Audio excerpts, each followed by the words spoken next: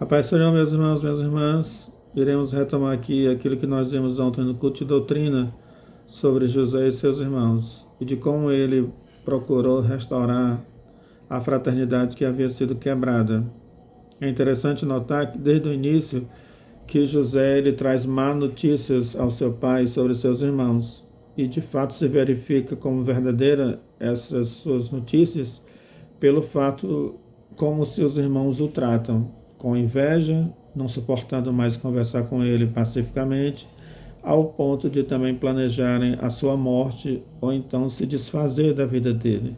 E eles conseguiram, nas várias tentativas, encontrar um caminho, que foi vendê-lo como escravo para mercadores que iriam ao Egito. Quanto ao seu pai, eles não se importaram da dor que iria provocar no coração do seu pai, que amava a José.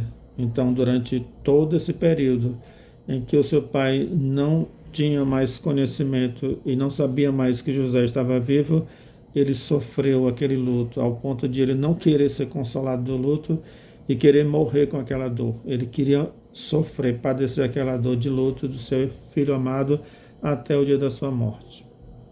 José provou a eles, no segundo período do sonho de José, que foi o período da seca, então Jacó os mandou ao Egito.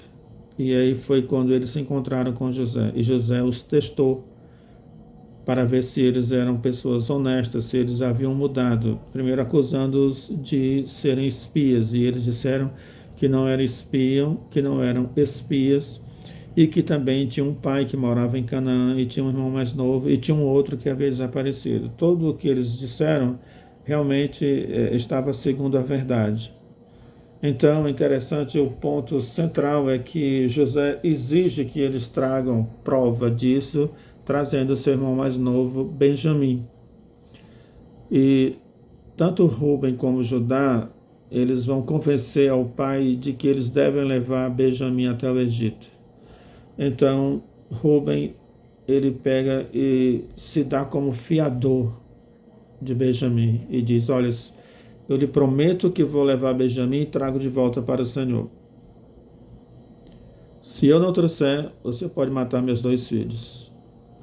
Judá pega e diz: eu prometo que levo Benjamim ao Egito e trago ele de volta. Se eu não trouxer, o Senhor pode me considerar um criminoso por toda a vida, para sempre. Então eles tiveram uma atitude que eles não tinham antes, porque eles haviam dito a José no Egito que aquele filho mais novo era amado de seu pai e que a alma do seu pai estava apegada a dele e que o seu pai não suportaria viver sem o seu filho sofrer mais uma dor, a dor de mais um filho desaparecido. Veja que agora eles já não estão mais se importando com aquilo que foi a origem da sua inveja e do ódio, que era o amor do pai por um filho. Um amor que fosse um amor privilegiado, um amor que fosse maior do que por eles. Enquanto que com José eles não conseguiram suportar e o odiaram e quiseram sua morte, já com Benjamim ele estava preocupado tanto com a vida de Benjamim como com a vida de seu pai, ao ponto de se comprometerem como Judá e Rúben fizeram, e também dizer que eles tinham que voltar com o seu irmão mais novo, porque o seu pai não iria suportar. Isto é, a partir desse momento ficou claro que eles se importavam com o seu pai e se importavam com aquele outro irmão, o mais novo, que também era amado, assim como José foi amado, mas já não tinha mais o ódio, não tinha mais a inveja, não tinha mais nenhum sentimento. Diante disso, José não se conteve. A Bíblia diz que ele não conseguiu mais se conter. Quer dizer, enquanto no princípio seus irmãos não se continham de ódio, de inveja, querendo matá-lo, José, ao contrário, não conseguiu se conter, esconder sua identidade mais e revelar aos seus irmãos por causa do amor, da ternura que ele tinha no seu coração, ao ponto dele chorar tão alto que foi ouvido em toda a sua casa. E também a Bíblia diz que a casa de Faraó ouviu o choro de José.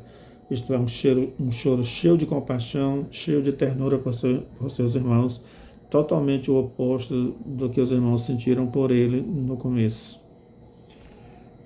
No final, quando eles sepultam o pai e voltam para o Egito outra vez, então eles temem a José, porque ainda ficou uma coisa por se resolver, que foi a mancha da história de José, que eles contaram de forma tão incrivelmente errada, e também das suas intenções más, de suas intenções de matar José e se desfazer dele.